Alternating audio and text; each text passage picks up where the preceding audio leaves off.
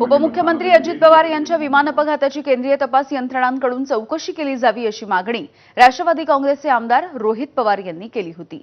यानंतर केंद्रीय नागरी उड्डाण मंत्री राम मोहन नायडू यांनी एअरक्राफ्ट ॲक्सिडेंट इन्व्हेस्टिगेशन ब्युरो यांच्याकडून या अपघाताची चौकशी करण्याचे निर्देश दिलेत। विमान दुर्घटनेच्या संदर्भात चौकशीसाठी स्वतंत्र संस्था असावी म्हणून AAIBची स्थापना प्रफुल्ल पटेल हे नागरी उड्डाण मंत्री असताना करण्यात आली होती।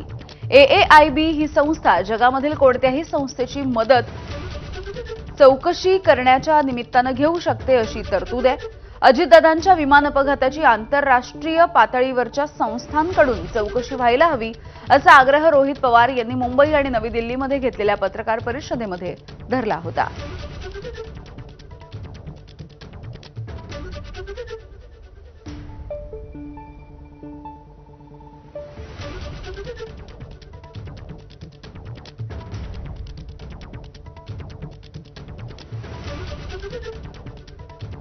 जम्मू आणि काश्मीरची राजधानी श्रीनगरमध्ये आग लागलेली होती। शंकराचार्य